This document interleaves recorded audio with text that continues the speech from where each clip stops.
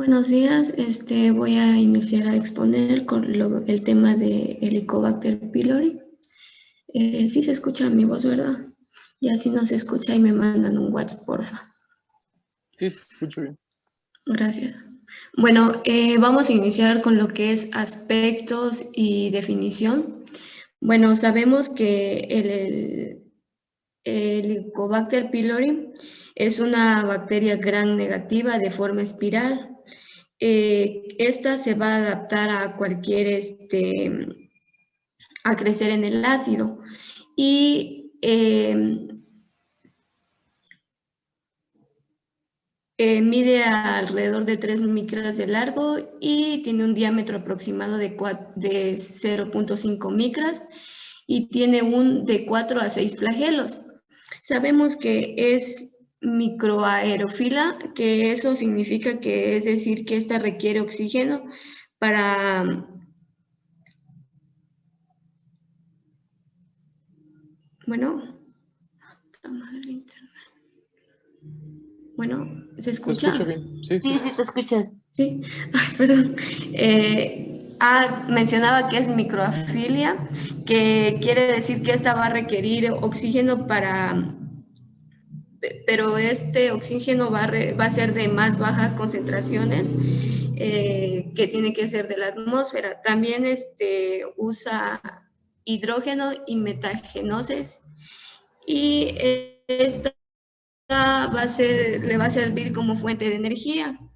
Además es oxidasa y catalasa positiva y coloniza exclusivamente lo que es la mucosa gástrica sin invadir los espacios intracelulares. Bueno, sabemos que la Helicobacter pylori, su principal hospedadores van a ser en humanos y esta nos puede causar alguna enfermedad como lo que es la gastritis, las gastritis, úlceras péptidas, adenocarcinomas gástricos, entre otras enfermedades. La siguiente, por favor, estoy bien nerviosa.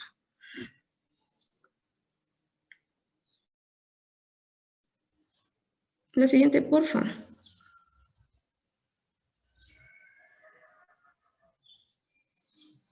No está Bueno, cambiando, disculpa.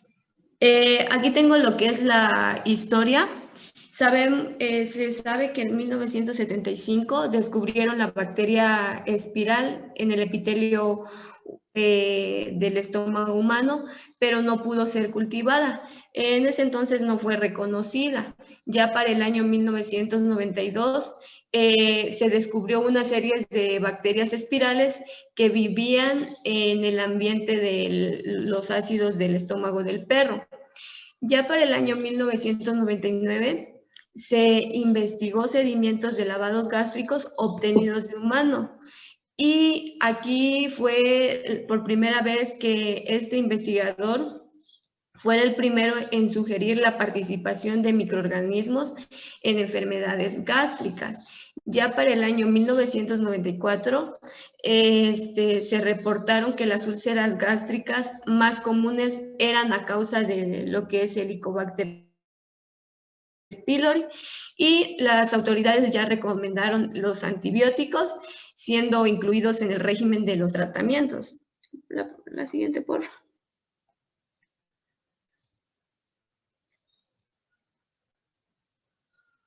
Bueno, la epidemiología. En los países en vías de desarrollo, de un 70 a un 90% las poblaciones están colonizadas.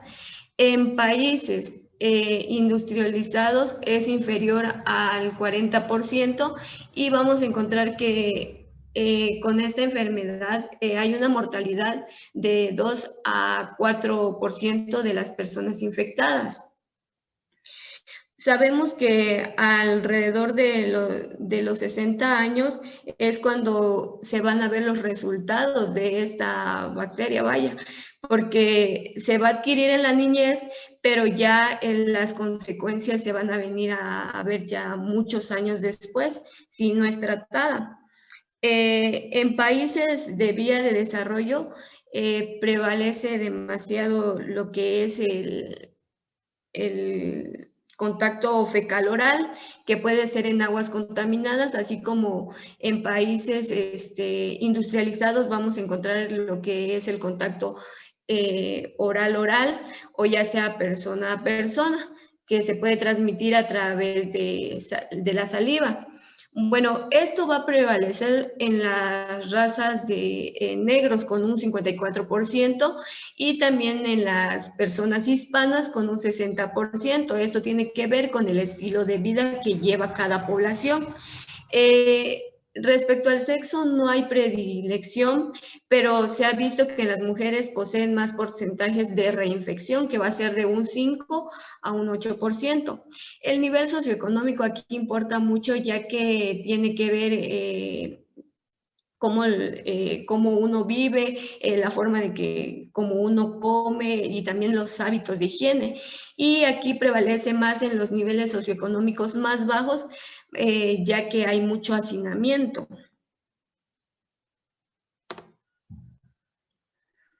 Bueno, en la patogenia e inmunidad, sabemos que la Helicobacter pylori se va a multiplicar en condiciones óptimas a un pH de 6.0 a 7.0 y eso destruirá el pH presente dentro de la luz gástrica.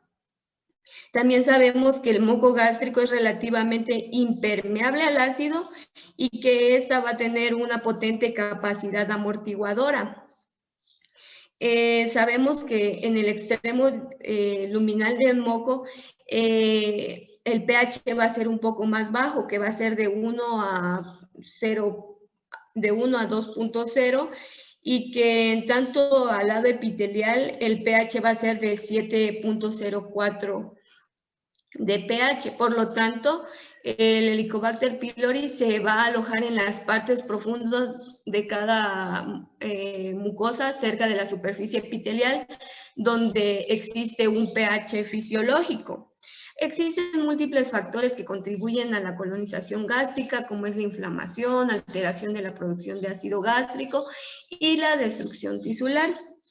También tenemos dos factores principales de la colonización que va a facilitar, por ejemplo, el bloqueo de la producción de ácido gracias a la proteína inhibidora del ácido de la bacteria y también la neutralización de los ácidos gástricos con el amoníaco generado mediante actividad ureasa de la bacteria, que ya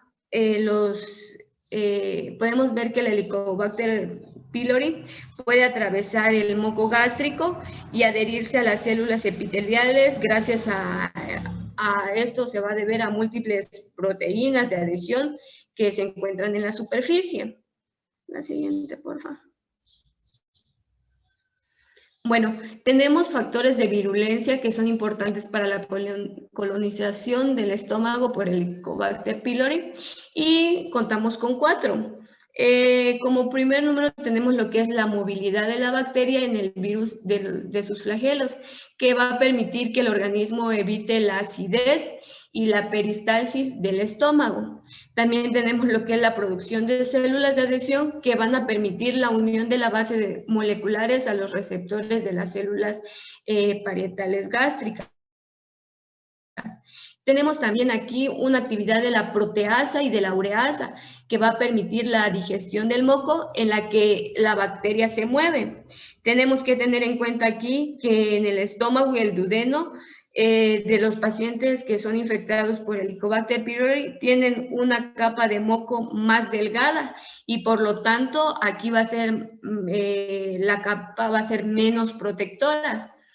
Y como número 4 también tenemos que además del amonio, el microorganismo fabrica otras sustancias, por ejemplo, lo que es la proteasa, fosfolipasa y factores quimiotácticos que, así como los linfocitos T, provocando que los linfocitos migren desde la sangre al intersticio y esto va a provocar una forma de inflamación. La siguiente, por favor.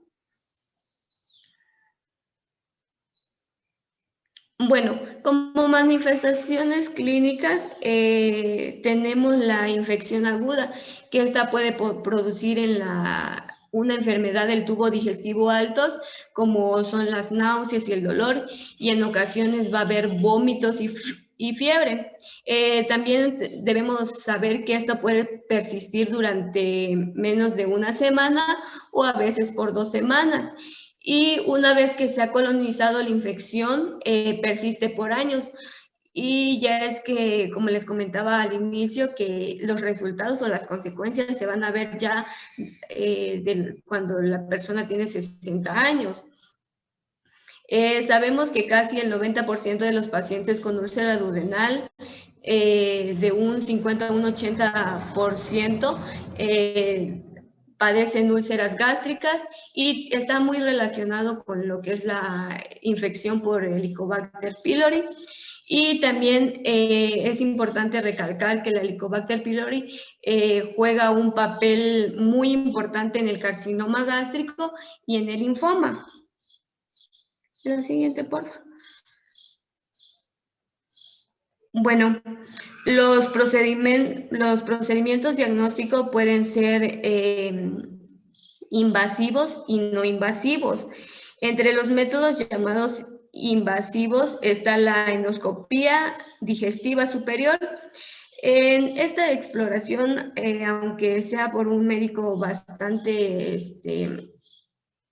estudiado que sepa hacerlo, va a ser de una manera, provoca sensaciones se va a sentir incómodo el paciente.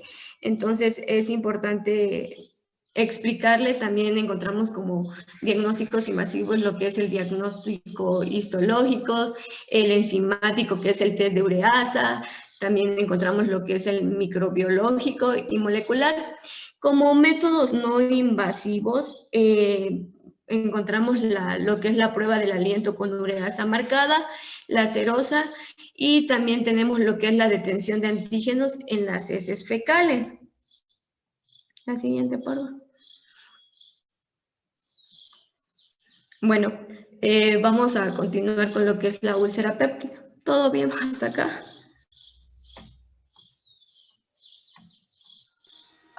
Sí, todo bien. Bueno,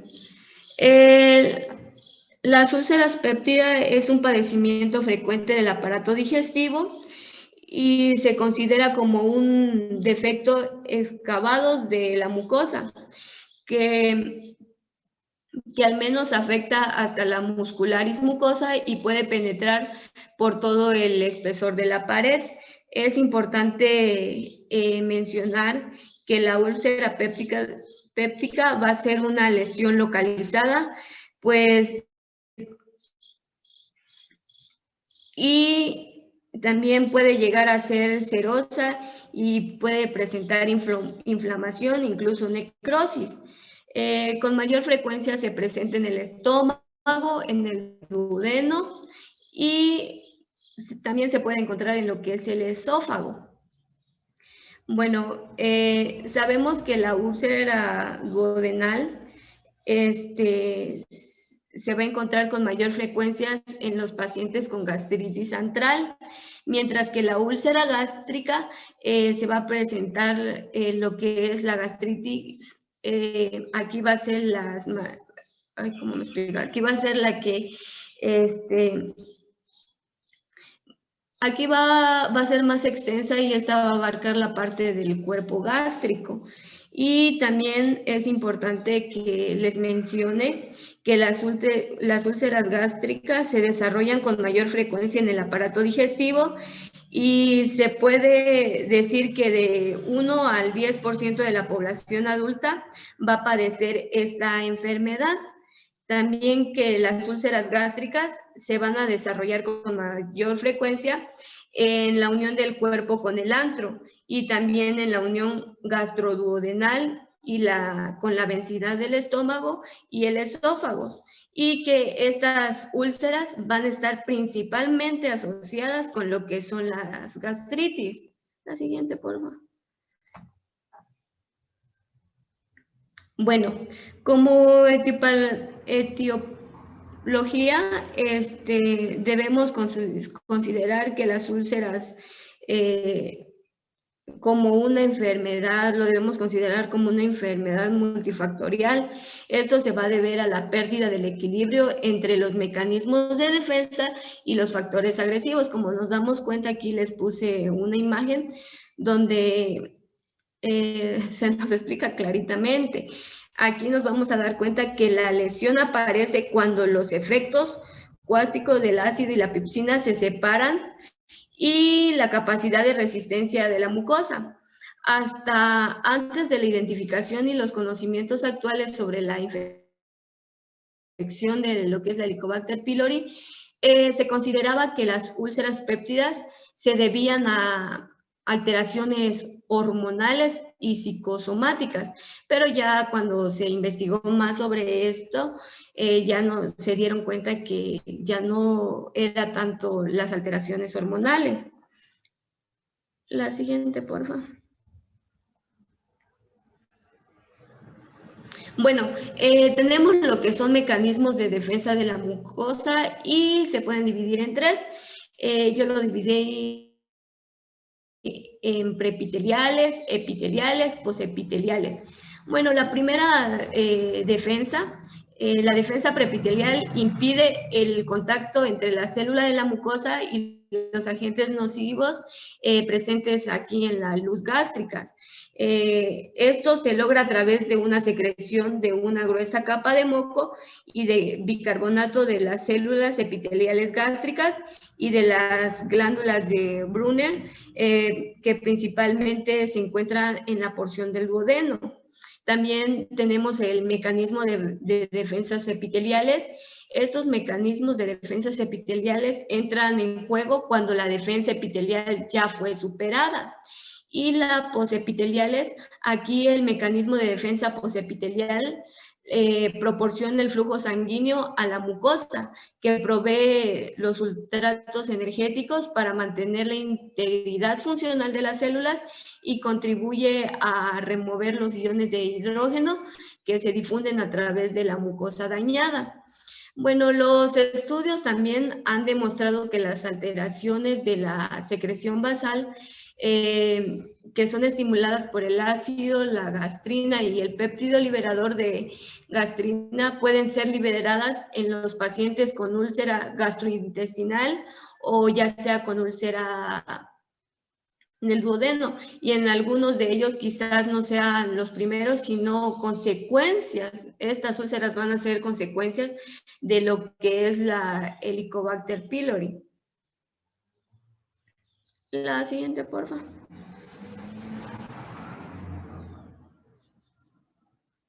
Bueno, la siguiente, por favor. Bueno, tenemos alteraciones asociadas con las úlceras gástricas. En condiciones normales, el antro gástrico se encuentra con una capacidad superficial del epitelio lumbar que no secreta ácido, mientras que la mucosa secretora de ácido con una abundante cantidad de células parietales cubre el cuerpo y el fondo gástrico. Entonces aquí llegaríamos a una conclusión que la mayoría de las úlceras ocurren en las superficies no secretoras, sería en el antro gástrico. Y se han descrito tres tipos de úlceras gástricas. El primer tipo sería el tipo 1, las úlceras localizadas en el cuerpo o en el fondo, y está asociada con lo que es el hiposecreción de ácidos a niveles séricos, y vamos a encontrar acá que está elevada el pepsinógeno. También en el tipo 2, las úlceras simultáneas del cuerpo gástrico y el duodeno están alteradas, y vamos a encontrar también en la tipo 3 que va a haber úlceras antrales y prepiloríficas. También desde el punto de vista secretor, nos damos cuenta que en el tipo 1, así como en el tipo 3, pueden comportarse como una úlcera duodenal, y con frecuencia va a haber un aumento de secreción de ácidos y también van a haber aumentos de lo que es el pepsinógeno. La siguiente, por favor.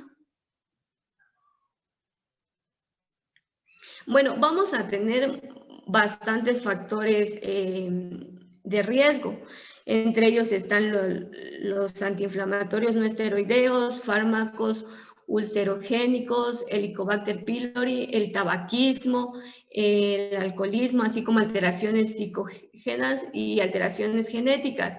Bueno, en inflamatorios no esteroideos sabemos que estos medicamentos son los de mayor venta y de consumo mundial y que se considera que pueden ser precursores de las lesiones gastroduodenales a través de dos mecanismos, que sería el daño directo y efecto sistémico. En cuanto al daño directo tópico, aquí va a depender de la fórmula, la presentación del medicamento y la duración del tratamiento. Sabemos que los pacientes que consumen AINES también el 50% de ellos van a presentar lesiones superficiales, mientras que se desarrollan úlceras, y también tenemos que tener en cuenta que entre el 30 y el 40% de los enfermos la utilizan de una manera bastante prolongada, por lo que van a estar más expuestos a padecer úlceras. También hay que tener en cuenta que el tabaquismo influye mucho, ya que en los fumadores se va a presentar una disminución de las concentraciones de lo que es la prostaglandina, que va a disminuir en lo que es la mucosa gástrica y en la duodenal.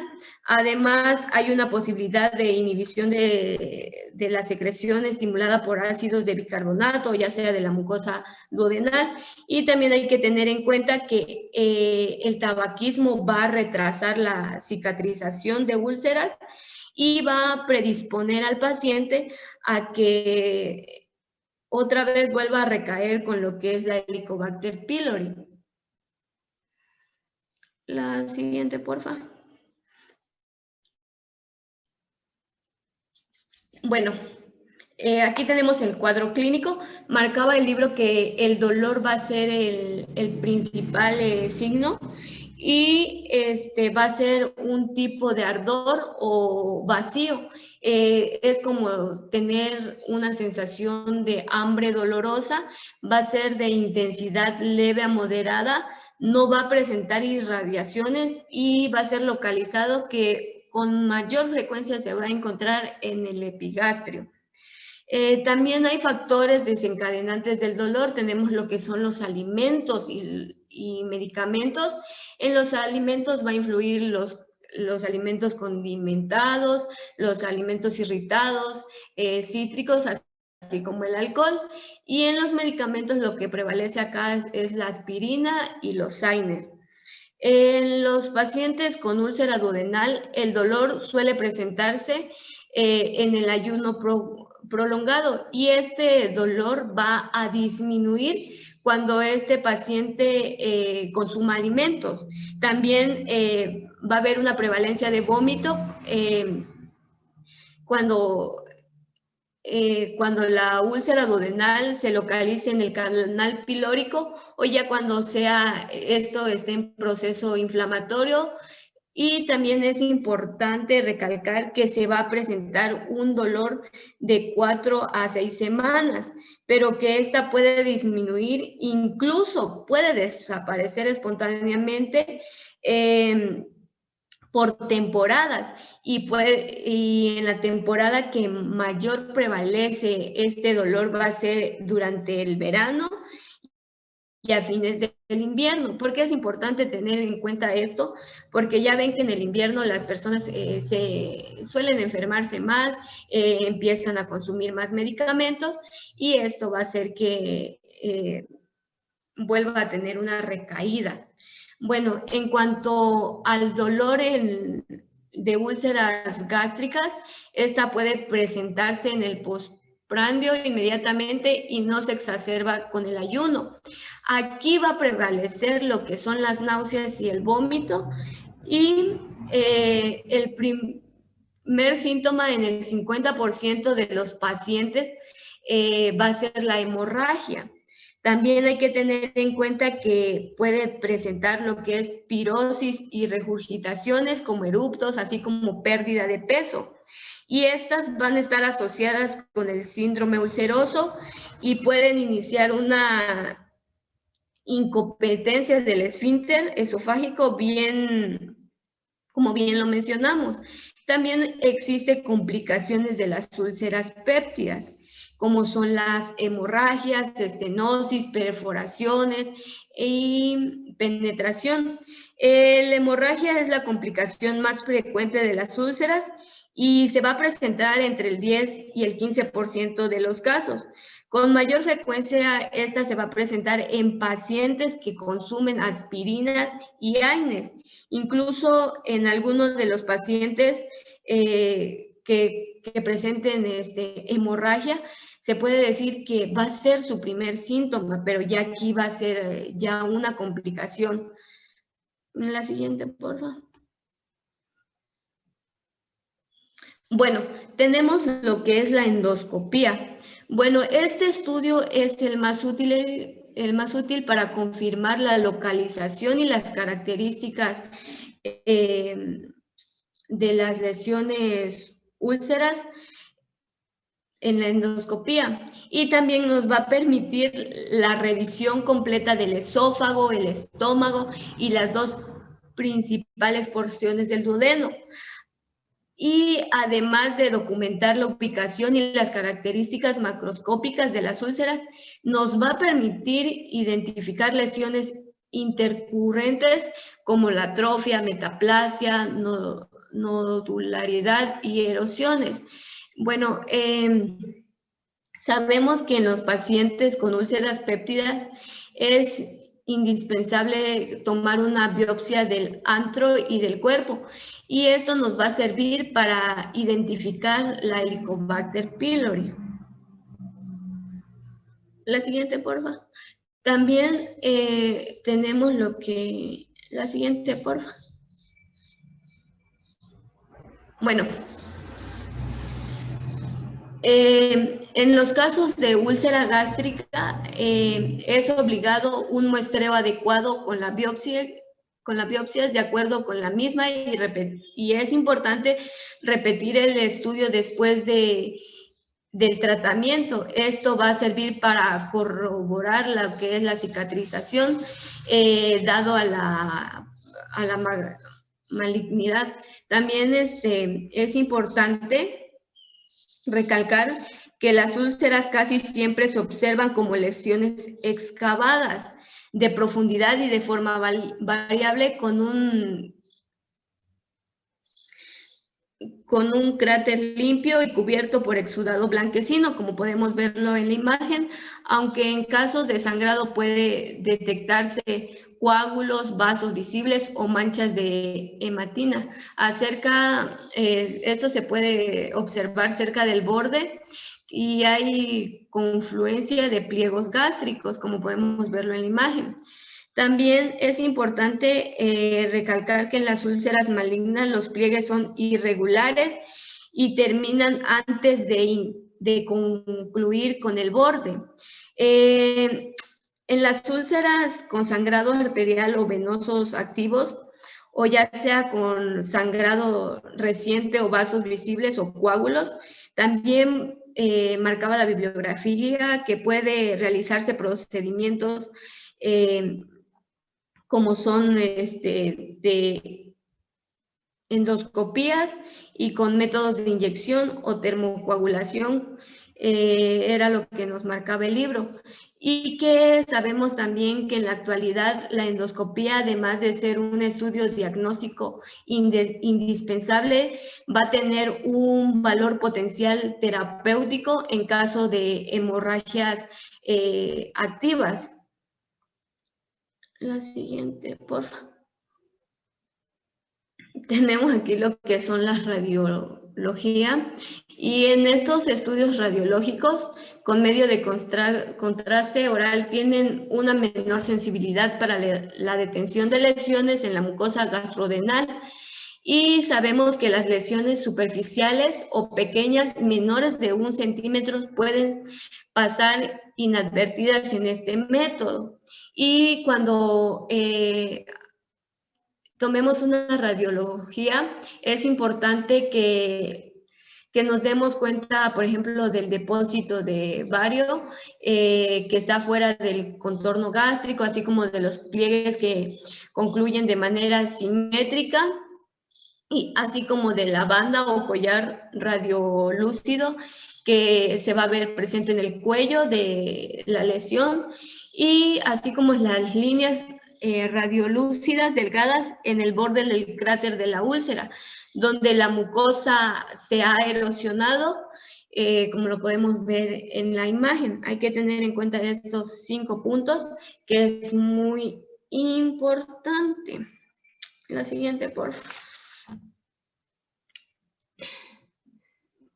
Bueno, en el tratamiento, con la aparición de potentes antisecretores durante las últimas 2 décadas, hoy se puede afirmar que la mayoría de las úlceras responden favorablemente al tratamiento médico, y que el tratamiento quirúrgico va a quedar reservado para pacientes con rebeldía a tratamiento o que tienen complicaciones que no pueden ser resueltas de manera médica o endoscópica. Los objetivos del tratamiento del paciente con úlceras péptidas son los siguientes. Se tiene que aliviar los síntomas, cicatrización de la lesión, y también es importante erradicar lo que es el Helicobacter pylori cuando la infección se encuentre en este paciente, así como evitar y prevenir las recaídas y complicaciones. Tenemos también como la clave en el tratamiento de la úlcera péptida, continúa siendo la inhibición o neutralización de la acidez gástrica, para lo cual se cuenta con 3 grupos de medicamentos que son importantes recordar, que son los inhibidores de secreción de ácido, y también tenemos los protectores de la mucosa gástricas y antiácidos, medicamentos antiácidos. Y la siguiente. Bueno, esto sería la presentación, doctor. Bueno, me puse un poco nerviosa, pero ahí está. Sí, gracias, gracias, doctora. Sí, doctora, no sé por qué estás tan nerviosa.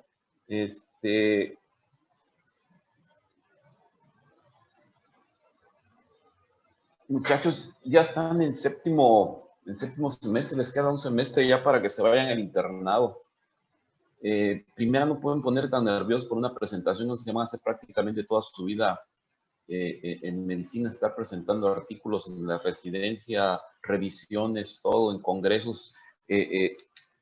Siempre toca ir a presentar trabajos médicos a congresos cuando es unos residentes. O sea, tienen que quitarse miedo y pues empezar a practicar, porque prácticamente esto es en medicina siempre, aparte de estar leyendo presentaciones, y de residentes pues también tienen que hacer presentaciones en su especialidad, en el hospital, en sesiones generales, eso es todo. Y siempre hay que ir a presentar trabajos a congresos, porque también se hacen muchos trabajos cuando toque la residencia, van a ver, y hay que ir a presentarlos a congresos nacionales, donde hay de todo el país médicos y residentes y todo. Entonces, tienen que ver ese aspecto, ¿no? La otra, doctora y doctores, ya tienen que dominar más los términos médicos, ¿no? No pueden confundirse mucho en términos médicos, ¿no? O sea, a estas alturas, doctores, ya no pueden estar, no dominar los términos médicos, ¿no, doctora? Y para todos, cómprense un libro de términos médicos para que empiecen a leer, muchachos. Empiecen a leer, y no se les complique esto, pero no, ya no es posible que ustedes en séptimo semestre no tengan ni el más mínimo dominio de términos médicos, doctores. no se pueden confundir en cosas tan sencillas como decir gastritis, que no lo digan bien úlcera péptica. O sea, no, doctores. Tienen que poner énfasis en eso. Cómprense el libro de terminología médica y empiecen a leer y van a ver que van a aprender mucho terminología médica para que puedan hablar bien los términos médicos. Y no se tienen que poner tan nerviosos en una presentación, ¿no? No es ni en vivo esta, no es por Zoom, imagínense. No estamos viendo las caras. El Helicobacter pylori lo descubrieron Warren y Marshall en la década más o menos de los 80. Si recuerdan, en los 2005, 2004, si no mal no recuerdo, ganaron el premio Nobel de medicina por el descubrimiento del Helicobacter pylori, pero el descubrimiento del Helicobacter pylori fue más o menos en la década de los 80. En 79 Warren lo empezó a observar en este tejido gástrico, y más o menos Marshall en 1983-84 se autoinocula un cultivo de Helicobacter pylori para ver los síntomas, y es donde empieza. De hecho, el primer nombre de Helicobacter era Campylobacter, porque lo veían como que era una especie de Campylobacter. Hay un artículo, búsquenlo, de Warren y Marshall de cómo el trabajo de cómo descubren Helicobacter pylori. Está muy interesante porque van explicando cómo, ¿no? Creo que cuando en su cumpleaños número 42, 41, Warren empieza a hacer los primeros descubrimientos. Búsquenlo, el artículo está muy interesante, léanlo, está muy interesante porque explica paso a paso cómo fueron haciendo el descubrimiento del Helicobacter pylori, que primero llamaron Campylobacter. Está en el Gastroenterology, si no mal recuerdo, no sé de qué año, pero búsquenlo y van a ver que, leanlo, ahí está el artículo. Y hasta el 2005 o 2004, no recuerdo, les dieron el premio Nobel a estos doctores por el descubrimiento del Helicobacter pylori, que de hecho ellos se consideran como los descubridores del Helicobacter pylori. El Helicobacter pylori,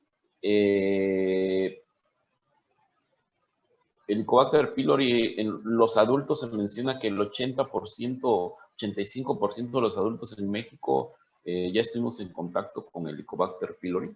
Ya lo tenemos, o ya tenemos algunos anticuerpos contra el Helicobacter pylori. El Helicobacter pylori necesita tener un pH muy bajo para poder desarrollarse. Deben ser pHs de menos de 6. En un pH alcalino, el Helicobacter pylori prácticamente no vive. El Helicobacter pylori necesita pH ácido para poder vivir. Y la forma en que él mismo sobrevive en la mucosa gástrica es por la producción de amonio, ¿no?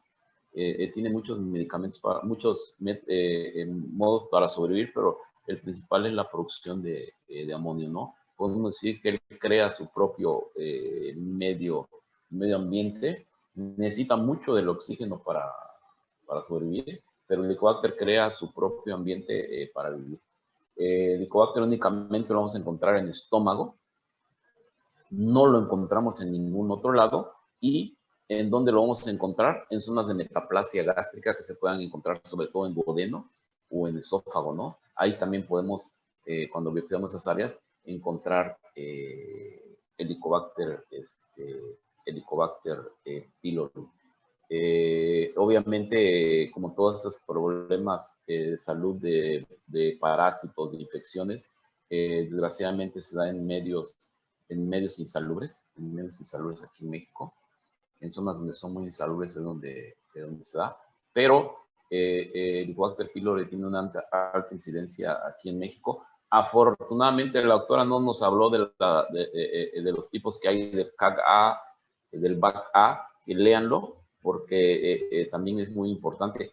¿Cuál es el problema? El Helicobacter pylori está asociado a la producción de cáncer gástrico, pero no es directamente el clasificación de cáncer gástrico. Lo consideramos un carcinógeno tipo 1. ¿Qué quiere decir eso? Que está relacionado junto con otros factores para producir el cáncer, pero no quiere decir que tener Helicobacter es igual a desarrollar cáncer gástrico. Hay indicaciones de erradicación, ¿verdad? Ya bien claras. Las úlceras, úlcera péptica y úlcera gástrica, ya sabemos que el 80% de las úlceras gástricas siempre va a haber Helicobacter pylori, y en las úlceras renales se menciona que hasta el 90 o el 100% de los pacientes van a tener también Helicobacter pylori. Entonces, en pacientes con úlceras gástricas, pues sin tomar biopsia sabemos que tiene Helicobacter y que hay que darles terapia de erradicación.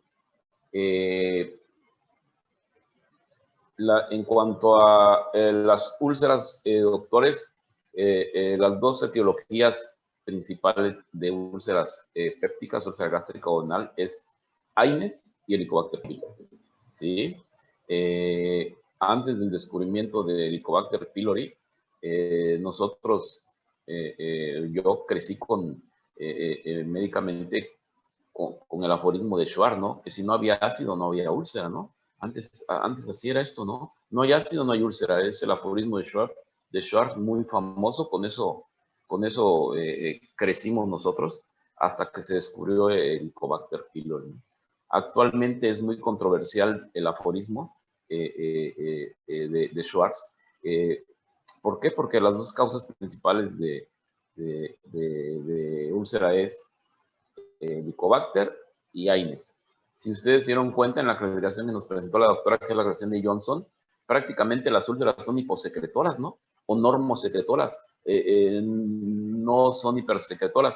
Entonces me van a dar la tarea, la clasificación de Johnson, que nos habla de dónde se encuentran las úlceras, en el fondo, en el cuerpo, en el amplio, si son hipo, normo o hipersecretoras.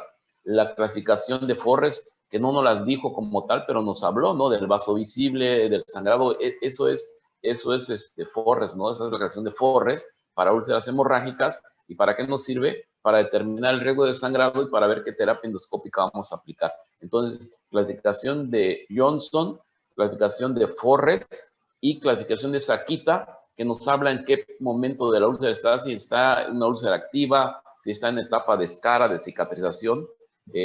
Son esos tres clasificaciones que deben saber para las úlceras gástricas, doctores. Entonces, la etiología de las úlceras es Helicobacter pylori y la ingesta de Aines, doctor. La tercera es misceláneos, donde entran el tabaquismo, el alcoholismo, obviamente algunos medicamentos dulcerogénicos que son muy fuertes, pero es Aines y Helicobacter pylori. Esas son las dos causas de úlceras pépticas. ¿Y cuándo se va a dar una úlcera? Cuando los factores de protección están disminuidos o el factor agresivo sobrepasa los factores de protección, ¿no? Y ya nos habló de la doctora de los factores de protección preepiteliales y posepiteliales, donde entra la producción de bicarbonato, ¿sí? El moco, ¿sí? El flujo sanguíneo que debe estar adecuado para que llegue una oxigenación y la reparación celular que debe ser la adecuada, porque si no hay una reparación celular adecuada, también tenemos más riesgo de tener úlceras pépticas. Y obviamente, si los mecanismos de defensa están perfectamente bien, pero el factor agresivo lo sobrepasa, pues nos va a provocar una úlcera, ¿no? Si el paciente toma muchos Aines, si aparte tiene Helicobacter pylori, pues obviamente nos va a provocar úlceras. Y si aparte tiene enfermedades que aumentan la secreción basal de ácido, como el síndrome Zollinger-Ellison, pues también es un paciente que nos va a provocar úlceras. ¿Por qué? Porque el factor agresivo está sobrepasando los factores de defensa, ¿no? Entonces, me das para compartir, para que les pase el tratamiento. Y en cuanto a úlceras, doctores, el tratamiento, pues obviamente es con inhibidor de bomba de protones, con inhibidores de ácido. Inhibidor de bomba de protones es el principal. Podemos utilizar inhibidores de histamina, podemos utilizar los citoprotectores. ¿Cuáles son los citoprotectores? Los que nos van a ayudar a producir prostaglandinas, o el misoprostol, que es una prostaglandina que ya venden, que se llama Cytotec, y que damos en úlceras a 200, de 100 a 200 microgramos cada 6 horas, de acuerdo a cómo lo tolera el paciente, ¿verdad? A lo mejor ustedes el Cytotec lo conocen para otras cosas, ¿verdad? Pero el Cytotec es para tratamiento de úlceras. Es más famoso para como abortivo, ¿verdad? Pero el Cytotec es para tratamiento de úlceras. Desgraciadamente se usa más para la otra, mi enfermedad, ¿vale? Es otra enfermedad. Para la otra cosa lo usan más como abortivo el Cytotec, pero realmente el Cytotec en misoprostol es una prostaglandina que nos sirve para úlceras gástricas o gastropatía péptica, no gastritis erosiva. Estos son los medicamentos citoprotectores, no los geles, para que no les quede, ¿no? Los geles no son citoprotectores, nada más son protectores de la mucosa. Cuando hablamos de citoprotectores, hablamos que nos van a producir prostaglandinas. Por ejemplo, el sucralfato sí tiene algún efecto citoprotector porque nos ayuda, porque también produce algo de prostaglandina. Y el tratamiento de las úlceras es médico y endoscópico, ¿no? Ya nos decía la doctora, puede haber terapias de inyección, terapias de inyección, inyectamos adrenalina, polidocanol, alcohol absoluto, los de termocoagulación, ¿no? Que puede ser el argón plasma, la sonda caliente, los mecánicos que son los hemoclips y el hemosprite que ya son en forma de sprite donde también podemos dar para el sangrado de úlceras. Y miren, doctores, ayer ya hablábamos algo del tratamiento de Helicobacter. Y miren, las terapias iniciales, el triple esquema convencional que hablábamos ayer, que decía alguien, es de 10 a 14 días. Normalmente usamos aquí en México 14 días. En países europeos con 7 días es suficiente, pero aquí hemos visto que en México necesitamos los 14 días de tratamiento para la erradicación. En Europa están usando terapias de 7 días con buenas respuestas, pero aquí en México es 14 días. Sí, de 10 a 14 días, pero deben ser 14 días de preferencia para lograr erradicaciones arriba del 90%. El triple convencional de 10 a 14 días, el IVP con claritromicina 500 miligramos cada 12 horas y amoxicilina 1 gramo cada 12 horas, que era lo que mencionábamos ayer, que hay alta resistencia, sobre todo ¿a qué? A claritromicina, es el de primera línea, baja resistencia a claritromicina, ¿no? La terapia cuádruple con bismuto y metronidazol, también de 10 a 14 días de primera línea en alergias a penicilina.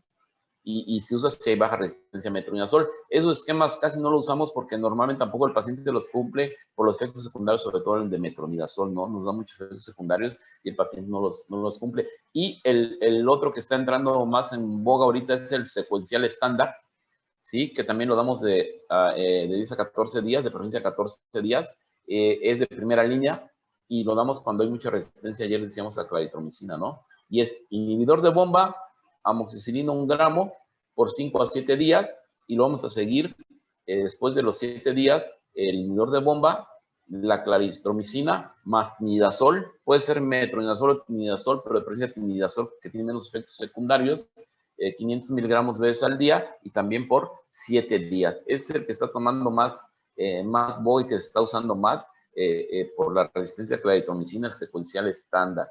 Está el concomitante o cuádruple sin bismuto, aquí ya no damos bismuto, que es el peptobismol. El triple modificado, donde ya estamos usando levofloxacina por la resistencia, es IVP, levo, 250 miligramos 2 veces al día, o 500, dependiendo cómo lo quieras dar, es aceptable que des 250 o 500, ¿sí? Y vas a dar también amoxicilina. Es el triple modificado, porque ya en lugar de meter claritromicina, metemos levo y también debe ser normalmente a 14 días. El triple con levo y claritromicina es IVP, levofloxacino con claritromicina, ¿sí? El secuencial modificado con levofloxacina sigue siendo de primera línea cuando hay resistencia a claritromicina, es IVP, amoxicilina por 5 días y vamos a seguirlo con levofloxacino y tinidazol por 5 a 7 días más. Están las terapias de segunda línea, que estamos viendo esta ya de segunda línea, el híbrido secuencial concomitante, el cuádruple con bismuto y levo, es también un tratamiento de segunda línea, y este de tercera línea que vamos a ir de rescate, miren, es con IBP, furazolidona, tetraciclina y bismuto, ¿sí? O sea que vamos, empezamos con el triple convencional, o podemos también empezar con el secuencial estándar, y de ahí podemos ir bajando a todas estas terapias. Y las terapias ya que son de rescate cuando hay fallas múltiples, es la terapia triple con rifabutina y levofloxacina. Aquí damos el IBP, el levofloxacino cada 12 horas, y la rifabutina de 150 a 300 miligramos 2 veces al día. Es un tratamiento de rescate o de cuarta línea. Es un tratamiento muy tóxico, muy hepatotóxico, tiene muchos efectos, sobre todo a nivel hepático, hepatotóxicos, porque también la rifabutina se usa para pacientes con tuberculosis, ¿no? Para la micobacteria tuberculosa se usa, y las limitaciones de esto es que hay una, lo repetía, muchos efectos secundarios, y que los pacientes se pueden ser resistentes a la tuberculosis, ¿no? Cuando les queremos dar desgraciadamente la tuberculosis, dar un esquema para tuberculosis, ya van a ser resistentes. Pero debemos seguir usando e iniciando con el triple esquema, ¿sí? A 14 días, o el secuencial estándar, si lo conocen bien y lo dominan, también pueden iniciar con eso. Pero si no, inicien con el secuencial, el triple convencional, perdón. Ya viene en el mercado, se llama Pilopac. O sea, ya viene en la caja, ya vienen los blisters, los sobrecitos donde digan al paciente, estas van en la mañana y estas van en la noche, ¿sí?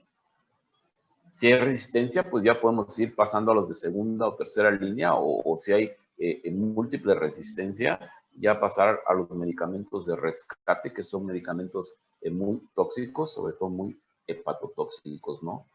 La rifabutina hay que dejarlo ya para el último, como rescate, no iniciarlo como tratamiento de primera línea, tener en cuenta eso. Entonces, ¿ustedes qué información se deben llevar? Que inicien con el triple convencional, ¿no? O sea, inicia con el triple convencional, hazle su prueba de erradicación. ¿Qué prueba usamos de erradicación? La prueba de aliento con carbono 14, o podemos también usar los anticuerpos en sangre, ¿no?